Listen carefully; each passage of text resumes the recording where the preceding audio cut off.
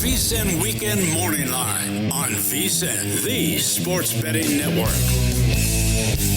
Hour number 3 of the VSiN Weekend Morning Line every Saturday and Sunday. You can catch me, Tim Murray, with you until 1 p.m. Eastern time, getting you ready for everything on these weekend days as they get loaded with baseball today. You know what I'm excited about? We had Matt Grissom on yesterday. I am pretty fired up as we get closer and closer to the start of the College World Series. So I got to start digging in there. I'm not going to pretend to be any sharp, but I will be betting college baseball. There's no doubt once the month of June rolls around, and that's why we have folks like Matt Grissom around to give us the insight out there regarding college baseball. But looking forward to that as the field of 64, I think, will be announced in a couple of weeks. It always is the final sport. We got college lacrosse going. I'll stop myself. Don't talk college lacrosse. Fair enough. All right, we got 2 NBA playoff games. We got 2 hockey games. How about this stat that just came across that I was grabbing? Teams favored the game after being shut out the last 10 years of the NHL playoffs, 29-12 the following game. Well, that's an interesting stat, Tim. Who does that compare to? That would be the Dallas Stars, ladies and gentlemen. 29-12 last 10 years. Teams that are favored after being shut out are 29-12. But once again, those guys over our shoulder, sadly, they're no dummies, and you got to pay a little bit of a price there. Even though looks like some Winnipeg money has been coming in here at Circa. Let me take a look at Winnipeg and Dallas. 4:30 tip puck drop. This thing opened -40. In favor of the Dallas Stars, down to -129. So some money has come in on the Winnipeg Jets. We heard from our guy, Jonathan Davis, earlier in the show, and he is going to continue to bank on the Connor Hellebuck road struggles as he got pulled in all 3 games on the road at St. Louis. My worry would be when you're talking about an elite goaltender like Hellebuck, and we've discussed it the past couple of weeks here on this show, the differences between his regular season numbers south of 3 goals allowed per game, and then his numbers in the postseason over the last couple of years, which was prior to the shutout, at least north of 4 goals a game. Did he figure something out? Did he find something? Did he get that juice from the overtime win where they score with 1 second to go? And then he gets the shutout against the Dallas Stars in game 2. We'll see, but I think Ottinger is going to bounce back here too. Dallas has played well at home. Nothing officially there. It might dabble with like a Jets team total under in this particular spot. So that might be something I potentially look into, but looking forward to that one this afternoon, Dallas and the Winnipeg Jets. In the NBA today, first up, the Denver Nuggets taking on the Oklahoma City Thunder. Just went through my best bets on what I'm expecting. I do expect a little bit of regression from Michael Porter Jr. Went for 21, 5 of 6 from 3, but David Adelman, their head coach, taking over from Michael Malone, speaking to the media following their victory on Friday night, talked about the quick turnaround and the challenges that it could potentially pose for his squad with a 1:30 Mountain Time kickoff today. And opportunities are what they are. The opportunity that's in front of you, that's in the present, is all that matters. And if we have a chance tomorrow, obviously, to win a 3rd game in the series. So we have to take a professional approach to that, know what the challenge is going to be. And yeah, playing from ahead is good. And obviously with us, with the minutes that we're playing, it's good to be ahead in this series. But again, it means absolutely nothing. We know who we're playing over there. Our respect is so high for them. So the early game tomorrow, man, this schedule's been interesting. I would have loved to have the 4 days off or the 2 days off. That would have helped us for sure. But super excited to get after it tomorrow. All right. So keep that in mind. Jamal Murray played all 48 minutes on Friday night. Christian Brown played 43. The Joker played 44. Got to expect a bounce back from Nikola Jokic, or maybe that's too obvious, but 8 of 25 from the field. How about this? 0 of 10 from 3, including that 3 at the end of regulation that was off the mark. And then, as I mentioned, Michael Porter Jr., I give this dude a ton of credit, man. He was battling through what clearly is hampering him with that shoulder injury. Played 42 minutes, ended up with 8 boards, had 21 points, by far and away. I would say his best performance maybe the whole postseason, we've seen from Michael Porter Jr. You look at the first 2 games, he only played in the 20 minutes, right? And then it jumped 17 minutes from game 2 to game 3. So I think this is a spot where Michael Porter Jr. short rest, dealing with the shoulder injury, coming off of a performance where he had 21 points, where, look, his point total is 12.5. I played it under. It is worth noting throughout this postseason, if you look at the 7 games against the Los Angeles Clippers, he went over 12.5 4 times. He went under 12.5 3 times. So far in this series, he's gone over it once and he's gone under it twice. So it's not like there's a massive edge on 12.5 when it comes to Michael Porter Jr., but he has had a hard time this postseason kind of having those back-to-back solid performances, even though games 4 and 5 of the Clippers series, he did play pretty well in back-to-back games from a shooting standpoint. But I do think just with that injury, the amount of minutes he played, how proficient he was from 3, I think there is a little bit of a step back. I do like Oklahoma City. Didn't lay the 6.5. Wouldn't be opposed to it if I had to play it, but ultimately played the double result here with Oklahoma City. I do think they bounce back here in this game against the Denver Nuggets. And Denver, though, you look at Nikola Jokic and his player prop here today for this afternoon when he's coming off a 20-point performance just last time out. Do we expect the Joker to step up? 27.5 is his over-under. Also, Jalen Williams, how great was he on Friday night? It felt like they should have had more Jalen, less SGA, just kind of feel how the game was being played out. But look, at the end of the day, SGA is going to win MVP this year. You're going to try to ride with your guy, but Jalen Williams was tremendous in that win in the losing effort, I beg your pardon, on Friday night. Nightcap tonight will be Indiana and the Cleveland Cavaliers. The Cavaliers taking care of business, getting their first win of the series on Friday night as they were down, win that game 126 to 104. Tyrese Halliburton, after having the big shot, going to the Serrano Marbles celebration there, had a pretty lackluster performance in game number 3. And we had Zachary Cohen on earlier today on the show, and his favorite play in this game does involve Tyrese Halliburton. Yeah, I have Halliburton over 17.5 points. And it's really just as simple as he really was not aggressive last game. Was 2 for 8 from the floor, 0 for 1 from 3. And we have seen now there's some stats going around. Indiana is 14-4 in the playoffs when Halliburton shoots at least 10 shots, 0-5 when he takes less than that. I just think at the very least you can count on some really good volume from him in this game. I don't see him, going down with another passive game shooting the basketball. This is a Cleveland team that, for as good as they are, they do have a pretty weak defensive backcourt in Darius Garland and Donovan Mitchell. I think that Halliburton should be able to attack those guys. And, when he does get switches, especially with Jared Allen, we saw in game 2, he can get to that step back 3 whenever he wants to. So I think that Rick Carlisle's going to drill it into him. Like, we need you to be more aggressive. When you're scoring, it opens everything up for everybody else. And maybe he doesn't score 18 points, but if the volume's there, I'll feel good about this play. It's like in game 3 of that Nuggets Thunder game, I had Joker to go over 1.5 made threes, and he did not win, but he took 11 threes. That felt like a win.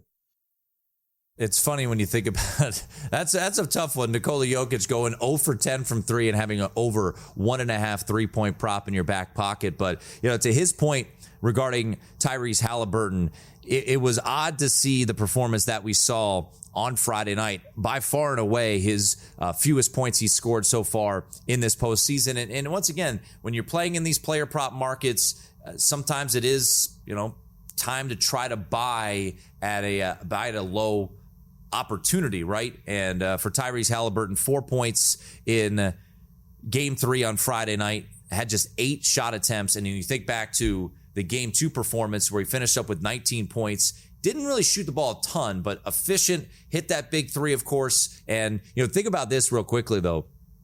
If you had over 17.5 points in game 2, Tyrese Halliburton gets his own rebound, goes back, pulls the three to get the over on that three-pointer to get them the victory, 120-119. So Tyrese Halliburton, 17.5 points is the play for Zach Cohen. You could read all his plays over at VSiN.com. Zach joined us in the first hour of the program. He is also on a alt line parlay, so he's going to go with the Pacers, push them up to 12.5, and then he's going to put the Oklahoma City Thunder on the money line. I think he wrote it up at around minus 115 juice. But Tyrese Halliburton, if you look at the over-under for him tonight, 17.5, he had, prior to his 4-point performance against the Cleveland Cavaliers, he had gone for 19, 22, and 26. 26 coming in that Game 5 win where they came back, of course, erasing the 7-point deficit. Much more on the Indiana Pacers with our guy, Wes Reynolds. He's going to join us coming up in just a little bit. We're going to head down to the state of Florida. Nick Alberga coming up bottom of the hour. We'll get his thoughts on Maple Leafs and Panthers. What is he looking to bet in that game? And curious to get his thoughts on Stars and Jets, as well, as that is a series even up at 1 game apiece. And of the 4 series right now, based off of the odds, seems to be the most coin flippy of series. I believe the Stars at around minus 150 or so to win that series against the President Trophy winning Winnipeg Jets. Hey folks, this summer, why don't you come hang out with us here at Circa Las Vegas? We have got an incredible deal being offered courtesy of Derek Stevens and company. It's just $400 for the ultimate getaway package. You'll get 2 nights at Circa, $100 dining credit, $100 beverage credit, and your very own daybed at Stadium Swim, where the party never stops. I've been there. That is true. All for just $400. Resort fees and taxes included. This is a limited time offer, valid for stays between May 26th and September 4th. Head on over to Circa Las Vegas to lock in your all-in summer package today. Wes Reynolds, the pride of Indianapolis. Does he think his Pacers will go up 3-1? If your job at a healthcare facility includes disinfecting against viruses, you know prevention is the best medicine. And maintaining healthy spaces starts with a healthy cleaning routine. Grainger's world-class supply chain helps ensure you have the quality products you need when you need them. From disinfectants and cleaning supplies to personal protective equipment, so you can help deliver a clean bill of health. Call 1-800-GRAINGER, click Grainger.com, or just stop by. Grainger, for the ones who get it done. You're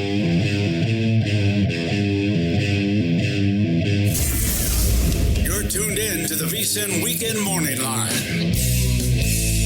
Yes, indeed, we roll on. It is the VSiN Weekend Morning Line. I'm your host, Tim Murray, live from the Circa Sportsbook in downtown Las Vegas, Nevada.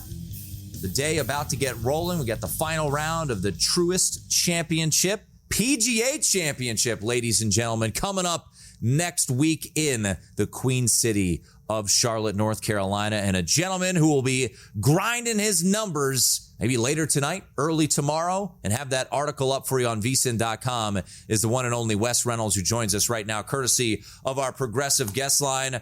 Wes, I know you are looking forward to another golf major to bet. I did get a question from a listener who, I'll just say, I don't know what he has in pocket currently, but he had a question for you, so I will go ahead and ask it. He said, can you comment on the final round of the Truist? Don't know whether to bet Shane Lowry or Justin Thomas to win. For those unaware, Sepp Straka, Shane Lowry, 14 under entering today's final round. Justin Thomas at 11 under. So if you had nothing in pocket, Wes, would you look at any of the folks atop the leaderboard to bet right now as an outright?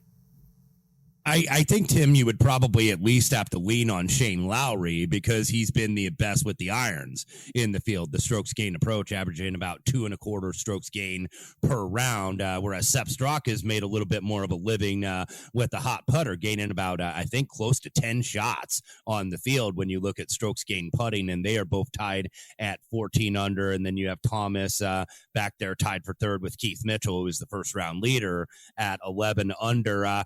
I think that this is going to be hard to come from all that far back because, look, you still got Rory McIlroy and a host of players at 8 under, but that's 6 off the pace. So I think it's going to be hard to come back. So certainly if you have one of those leaders, then you probably, would want to, I think, grab a piece of the other one. Straka leading putting, like I was saying, also leading in scrambling, getting up and down, 14 of 16 for the tournament. That's 87.5%. So Straka does have the win equity because, remember, we hit on him earlier this year at the American Express. And Shane Lowry, it's been a minute since he's won. I think it's been since Royal Portrush, where the Open Championship is later this summer, where he last won 3 years ago. So I think, my gut says Shane Lowry gets it done today, but I think Hedge, at least with the other one, with the 3-shot gap over the rest of the field. Looking forward to the breakdown of the PGA Championship down at Quail Hollow, a course that Mr. McIlroy pretty comfortable at, right? He's won down there a handful of times. Justin Thomas won the last PGA at Quail Hollow as well. So, Wes, looking forward to your breakdown. I'm sure we'll have you on all throughout the weeks on Primetime and other shows to get folks ready for the PGA Championship. And make sure to check out the Long Shots podcast. All right, let's jump into your boys, the Indiana Pacers. They lose game 3. Now here they are, game 4. It's funny. I've been joking, Wes, that a lot of us, me, you, Matt Humans, Wes, Will Hill, we all love to bet dogs. I don't know what it is about this round of the postseason, but I haven't been backing the dogs all that much, and that's been my loss, really, when you look at it. So the Indiana Pacers, home dog today, catching 5.5. Do we get a bit of a bounce-back performance from the Pacers after losing on Friday night there in Indianapolis? I think that you could if they figure out that 3-2 zone, because that's what changed the game on Friday night. Because remember, the Cavs jumped out 11-0. And you would expect that a desperate team that lost 2 at home, that was now at least somewhat at full strength with, albeit a not 100% Garland, but Mobley back, DeAndre Hunter back, and they came out to go. And then the Pacers made a nice rally to, tie it at the end of the first quarter. And then they got outscored, I believe, 34-13. The Pacers, by the way, that shooting in the second quarter, 5 of 22, 0 for 11 from 3. Cavs went to that 3-2 zone where they put Mobley at the top to disrupt the shooters and disrupt the ball handlers, but Mobley being the defensive player of the year. And we talked about Mobley previously, that he's kind of like the mismatch guy, I think, more than anybody else. Donovan Mitchell is always going to cook the Pacers, and that's why I don't really want to get in front of him, even though I think that number is inflated at 30.5 on the points, but he's put a couple 40 burgers in a row. So I don't know if I want to get in front of that. I certainly don't want to play the over, because you never want to, I think, buy an over on a points prop at the top of the market. And he's at the very top right now. But Mobley is really the key, because not only can Mobley disrupt you at the top, he can recover quickly as the defensive player of the year. He can cover a lot of ground in a quick way and also defend the rim and go into that drop very quickly. So the Pacers got to figure that out. And the main guy that's got to figure it out is who you were talking about in the last segment, Tyrese Halliburton. Tyrese Halliburton gets in his bag when he gets in transition, and he can shoot like kind of above the zone. And he can do that step back 3 at the top of the key. And if they're going down and he's getting good looks, then they're very dangerous offensively. But that's what the Pacers are going to have to do. I think the Pacers, they got down, they got discouraged, and they started chirping at the referees. And there were a lot of fouls called in that game. That game on Friday night seemed like it was never going to end. But I would lean Pacers. I think there's like 1-6 out there if you're in town at Wynn Las Vegas on the Strip. But want to see if this goes up a little bit more. But one prop that I did play, though, and this is what I think you have to do with prop markets. You have to be willing to sell off guys. I'm going to sell off Max Strus here at under 20.5 points, rebounds, and assists. This actually closed 17.5. So it got bet on Friday night, and then all of a sudden he had like 8 points in the first 5 minutes. And you knew you were cooked. I think he had it by halftime. But that's the thing that the Pacers are going to have to do defensively. They're probably, Rick Carlisle's even admitted as such, they're probably not going to be able to stop Donovan. He's going to get what he wants. You just got to hope for an off shooting night.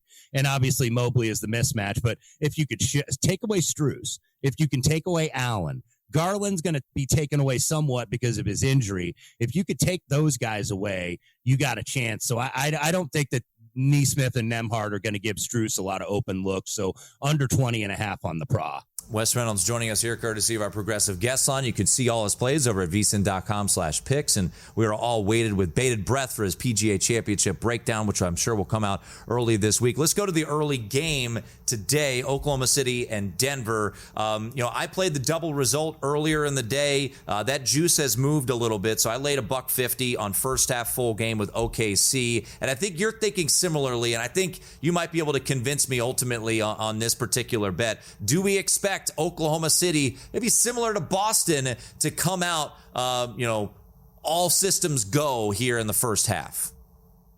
I do, and you're not getting the best of the number now, but I would still lay 4 in the first half with Oklahoma City. I thought a lot of what happened on Friday night was just 3-point variance. Oklahoma City 9-35 from the 3, Denver 16-40, and that's your ball game. But if you look at really go inside the box score, and just recall watching the game, I thought they did a really good job on Jokic. Mm-hmm. Jokic was 8 of 25. He had 20 and 16. So look, those are big numbers, and 6 assists. He also had 8 turnovers and couldn't shoot the ball very well. I thought the thing for the Thunder was Shea had a down game, and that's what I talk about, kind of buying and selling a little bit on these props. Remember, Shea in game 2 had 34. At basically through 3 quarters, 2.5 quarters.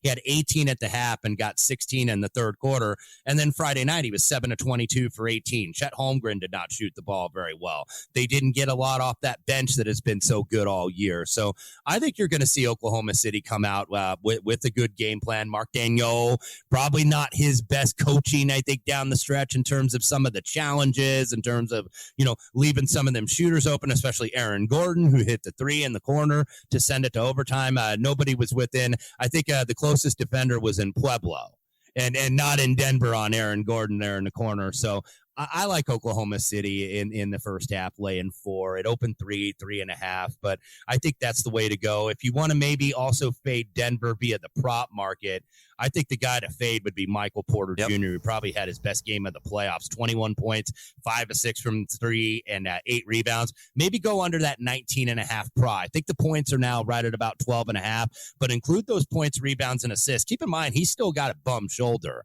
a little bit, so he's not 100%. So that'd be in the prop market the way I would fade here. I don't really want to fade Jokic off a bad game, knowing that he can rebound and he's the best player in the world, but Oklahoma City first half for me is a definite go at -4. Yeah, I think I'll join you on that. I did play Michael Porter Jr. under his points, so maybe PRA was the better way to go as Wes Reynolds joins us here. Wes, before I let you run, my Nats are struggling, man, but we got Mackenzie Gore on the hill today. Do we expect some good things from my Natties? Yeah, I laid running or half a run on the first 5, minus about 115. I think there's some 20 out there as well. I'm going to go with Gore here because the Cardinals have been beating the hell out of these guys really over the last couple of days. But Mackenzie Gore's had great strikeout stuff, some of the best in the league so far. And Miles Michaelis is not a guy that gets a lot of strikeouts. He's kind of a ground ball pitcher, just kind of he's somewhat of a steady Eddie, but you know what you're going to get. You're not getting elite stuff out of this guy. So Mackenzie Gore minus a half a run in the first 5 for me. He's Wes Reynolds. At Wes Reynolds 1 is where you can find him on social media. Wes, always appreciate it, man. You got it, Tim. Thank you. There he is, Wes Reynolds. Make sure to check out his write-up for the PGA Championship. You know how you get access to that. Become a VSiN Pro subscriber. And right now, ladies and gentlemen, we've got a deal. If you use the promo code PRO, you get a year subscription for $199 and 2 months for free. 14 months, $199. You get everything we have to offer. VSiN.com/subscribe. Talking Puck with Nick Alberga next.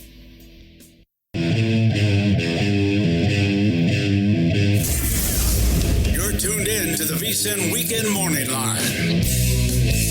We got a busy day ahead. 2 games in the NBA playoffs, 2 games on the ice. First up, Winnipeg and Dallas, and then the nightcap down in Sunrise, Florida. The defending Stanley Cup champions down 2-1. Pretty sizable favorites, though, against the Toronto Maple Leafs. They get game 3 in overtime thanks to Brad Marchand. And to help us break down this game and look at the other games as well in the Stanley Cup playoffs, our good friend Nick Alberga, live from the Sunshine State, joins us courtesy of our progressive guest line. The Golden Muzzy is where you can find him on social media. You know, I saw your tweets, especially during the first series, just like, here we go again. You know, Toronto never makes it easy. They win games 1 and 2 north of the border, and now they drop game 3.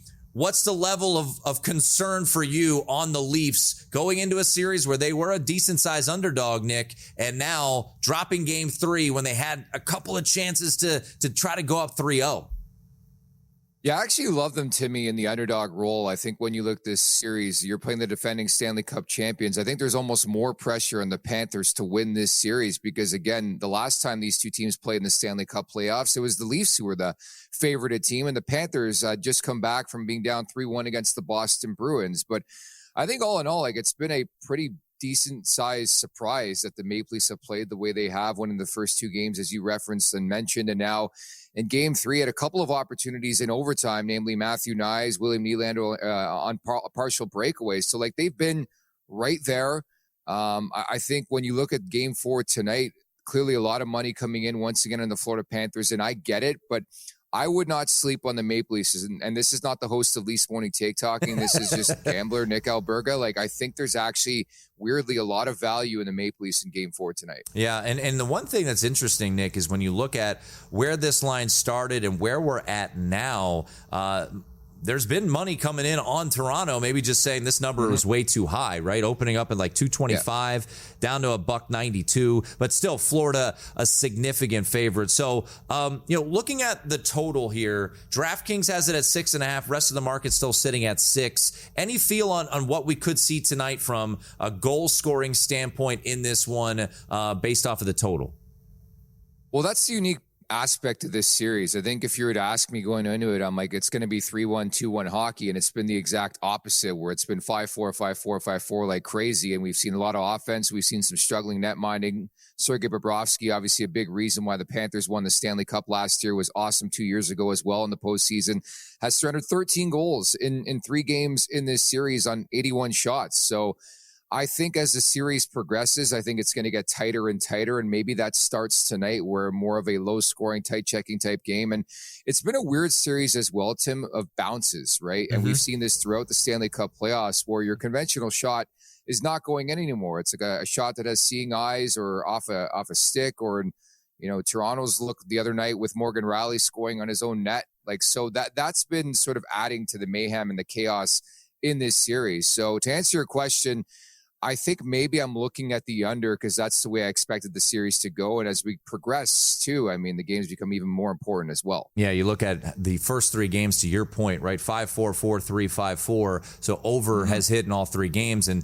that's where, you look at Carolina and Washington, for example. It does go under yesterday, Nick, but I was texting with a buddy whose hockey opinion I really respect. He said, look, I'm not betting under, or he said, I'm not betting under, but that would be the way that I would go. But you're having to pay that tax. And the same goes for Edmonton and Vegas, right? You're starting to see 7s out there for that series. So, you see these overreactions, and then you just got to kind of try to find that perfect time to thread the needle, so to speak. Nick, when you look at just this series from a big picture standpoint, you said you do like Toronto as, in this dog role and maybe a juice price today. Looking at where we sit for a series, this one still sits almost pick 'em. Toronto slightly a favorite here.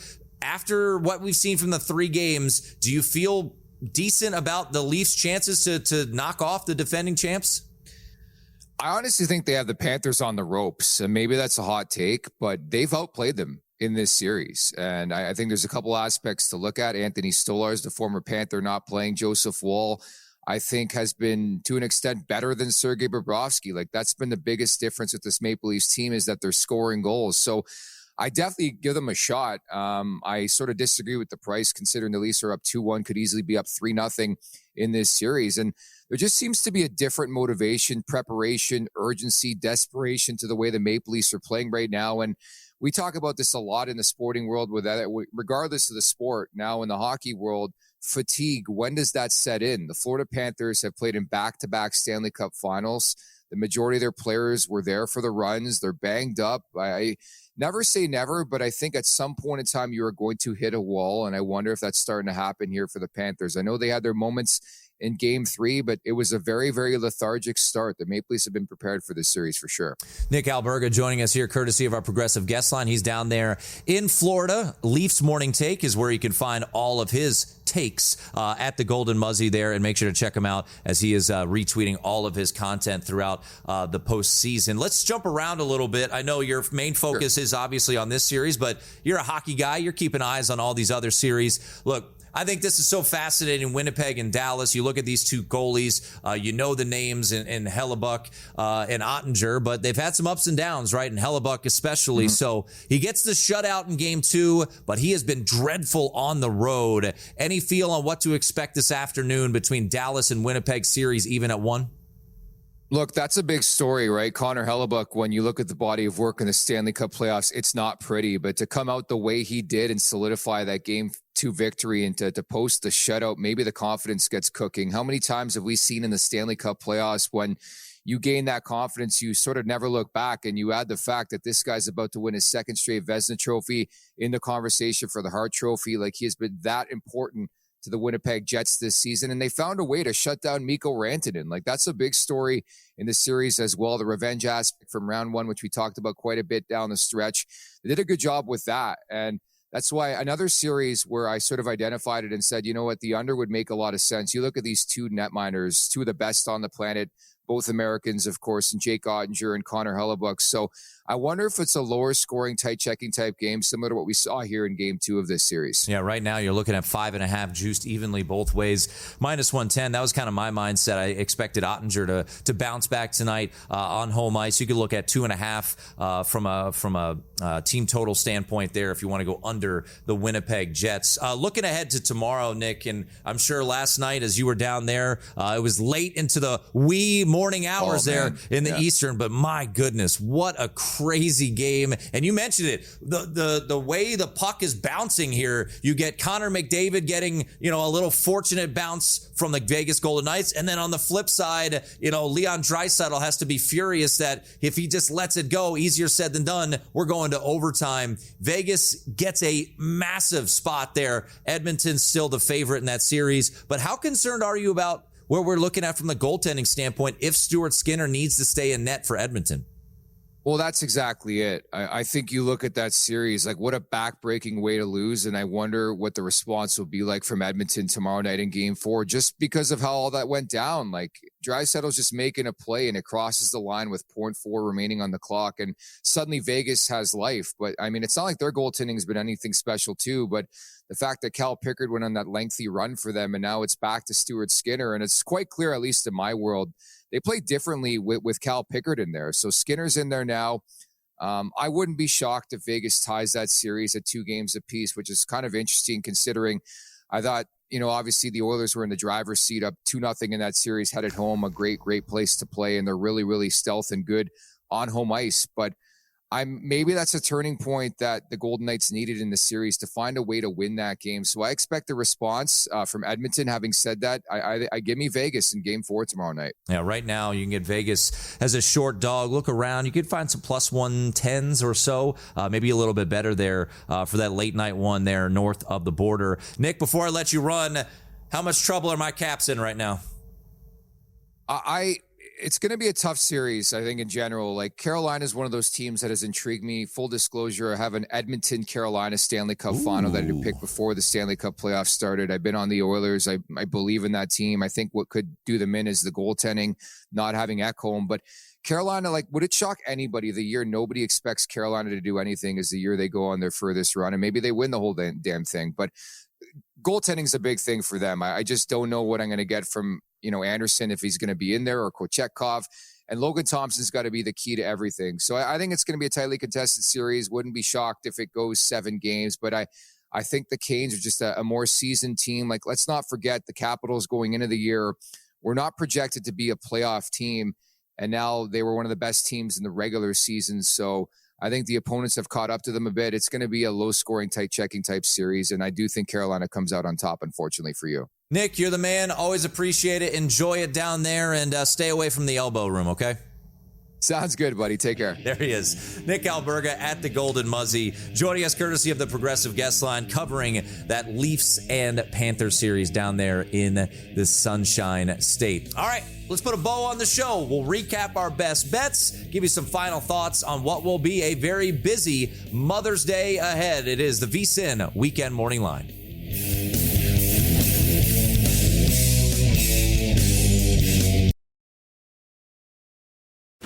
If you work in quality control at a candy factory, you know strict safety regulations come with the job. It's why you partner with Grainger. Grainger helps you find the high quality and compliant products your business needs to inspect, detect, and help correct issues. And the sweetest part is, everyone gets a product that's as safe to eat as it is delicious. Call 1-800-GRAINGER, click Grainger.com, or just stop by. Grainger, for the ones who get it done.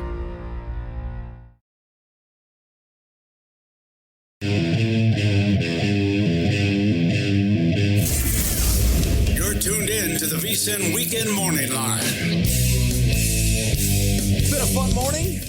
Every Saturday and Sunday, you can catch me 10 to 1 p.m. Eastern Time. I'm Tim Murray, live from the Circus Sportsbook in downtown Las Vegas. I'm back with you tomorrow night, VSiN Primetime. Matt Humans back from his vacation. So Matt and I will have you guys covered as we are sweating out 2 NBA playoff games. Boston and New York will be the first up tomorrow. 2 games on the ice as well. And that's what we've got today. It's a really great time, right? You've got every single day, it feels like 2 NBA playoff games, 2 NHL, 2 Stanley Cup playoff games. Don't want to get in trouble there. Stanley Cup playoff games. And look, this postseason on both sides has been just tremendous. I know we here at VSiN, we look forward, right? We look forward.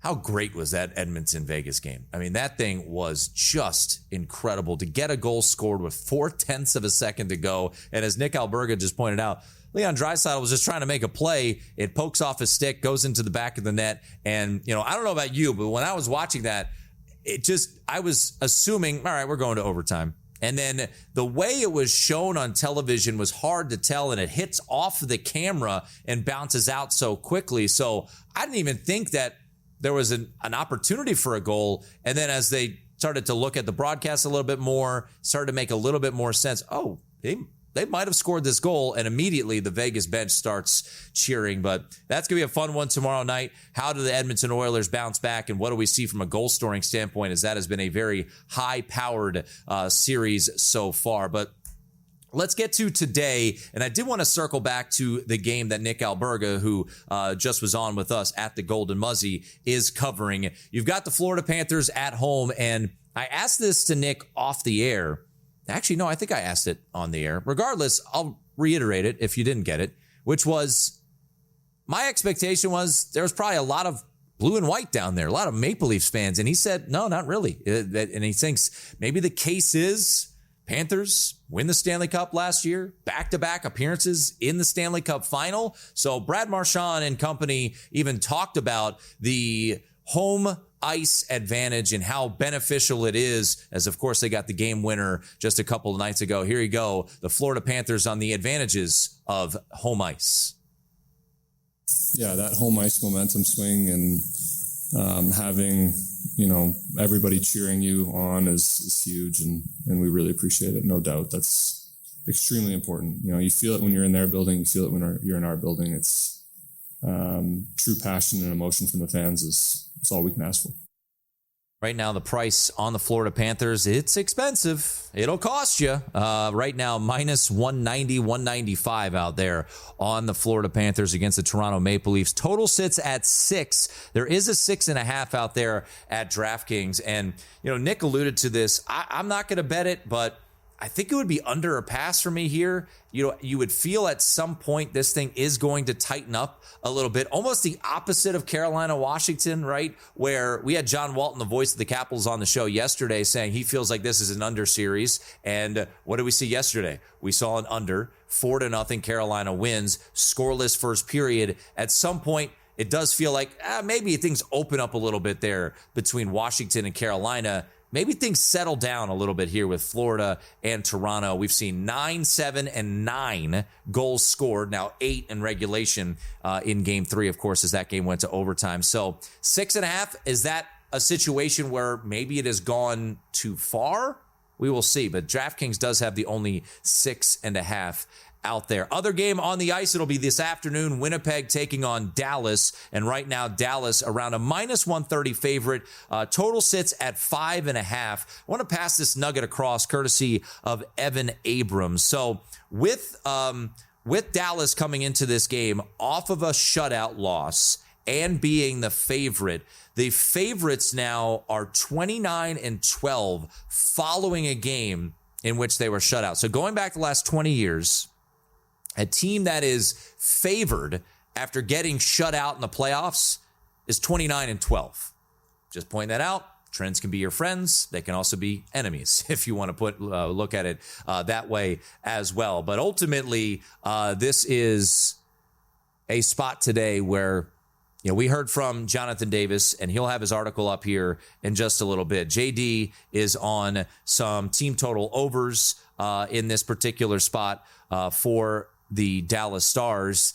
My mindset would actually be team total under for the Jets. With Ottinger struggling in Game 2, getting pulled on the road there against Winnipeg. I don't know if Hellebuck has figured it out. I'm not smart enough to tell you that. I don't even know if he knows if he's figured it out yet. But it does feel like, and Nick just alluded to this, maybe he woke up a little bit, right? I know Game 1 didn't go well, but Game 2, he gets a shutout. I think to me it would either be under or team total under on the Jets would be the way that I would look at this game. So looking forward to the two games on the ice today. 4:30, you got Winnipeg and Dallas, Toronto, Florida coming up at 7:30. Do the Dallas Stars bounce back after that shutout loss? Right now, if you look at the series price, Dallas around a minus 150 favorite, cheaper here at Circa. If you do like the Dallas Stars to come back and win this series, the closest series, by the way, on a series price standpoint, is Toronto and Florida. Toronto up 2-1, around a minus 120 favorite. Unfortunately for me, the biggest spread right now after 3 games, Carolina and Washington. Carolina as high as a $7 favorite against the Washington Capitals there with 3 games in the books, and Carolina up 2-1. On the hardwood today, do the Denver Nuggets continue to flourish, or is this a spot for a bounce back for Oklahoma City? I think it's a bounce back here for Oklahoma City. Played it earlier today at minus $1.50, which was the double result. OKC wins the first half, wins the game. I also think, as we talked to Wes Reynolds earlier in the show, I think a look for me would be first half as well. Wes put it in over at VSiN.com. I think looking back at what we saw in Game 2 and how this OKC team came out and how exceptionally well they played in that game, winning 149-106 or whatever it was, winning by $1 billion essentially. I do think OKC comes out with that desperate type of feel, and is Denver in a spot where you look at them, where I'm not going to say they're complacent, because they're not, but quick turnaround, dealing with some injuries. I think you get a strong effort out of the jump here from Oklahoma City. So -4 first half. I think the numbers actually crept out to 4.5. So it's getting a little pricey there. Maybe see if you get the 4 to come back. I see that Circa's -105 there on 4.5. So -4 first half or the double result. And then other play for me, I went to the prop market here on this one, and I took Michael Porter Jr. under 12.5 points. Now, I want to check it real quickly in live time and what the PRA price is for Michael Porter Jr., because I did think that was an interesting angle that Wes alluded to as well, which is if you look at the player combo for Michael Porter Jr., maybe that is more of the route you would want to go, going 19.5 under points, rebounds, and assists for Michael Porter Jr. But dealing with that shoulder injury, I do wonder the quick turnaround for MPJ, struggled in the first 2 games. Kind of, I don't want to call it heroic, but it was a really awesome effort that we saw from Michael Porter Jr., hitting 5 3-pointers in that game. So I'll go under 12.5 points, but certainly look around, see if you want to go Wes's route, which was the PRA under as well, because the dude is he's not fully healthy there with that shoulder. Played 42 minutes on Friday night. And that's one thing, too, to keep in mind here. They get that Friday night win, and now they turn it right back around with the amount of minutes that they played here. So less than 48 hours between games, and Denver being maybe the little bit older squad, putting in the extra minutes there in that one. If you look at the starting lineup for the Denver Nuggets, you had 48 from Jamal Murray. I misspoke. I said he played the whole game. Of course, that game went to overtime, so he did not play the whole game. 43 from Christian Brown, 44 from the Joker, 42 from Porter Jr., and 46 from Aaron Gordon. By the way, how great has Aaron Gordon been this postseason, man? Hitting those big threes, that corner three to force overtime between the Thunder, checking his feet, making sure the foot was behind the line, hitting 4 3-pointers. I just think there's a little bit of regression coming for the Denver Nuggets, and a little positive regression ultimately coming for the Oklahoma City Thunder, who shot just 25% from long range. Lastly, Ty Halliburton to go over his point total. That was the best bet from Zachary Cohen here. And do we get a feisty Indiana after losing to Cleveland at 126-104? Cleveland a bit healthier right now, obviously, as they bring back Mobley, Hunter, and Garland for game 3. They get that game. They're back to a series favorite here, so we will see what happens. But best bets for me, Oklahoma City first half, double result, however you want to play it. Michael Porter Jr. under the total. All right, that's going to do it for our show today. Happy Mother's Day to everyone out there on this glorious May Sunday. Thanks to Thomas Gable, Zachary Cohen, Rick Camilla, Jonathan Davis, Wes Reynolds, and Nick Alberga. Ready, set, bet with Mike Somich and Matt Brown. They've got you next. If your job at a healthcare facility includes disinfecting against viruses, you know prevention is the best medicine. And maintaining healthy spaces starts with a healthy cleaning routine. Grainger's world-class supply chain helps ensure you have the quality products you need when you need them. From disinfectants and cleaning supplies to personal protective equipment, so you can help deliver a clean bill of health. Call 1-800-GRAINGER, click Grainger.com, or just stop by. Grainger, for the ones who get it done.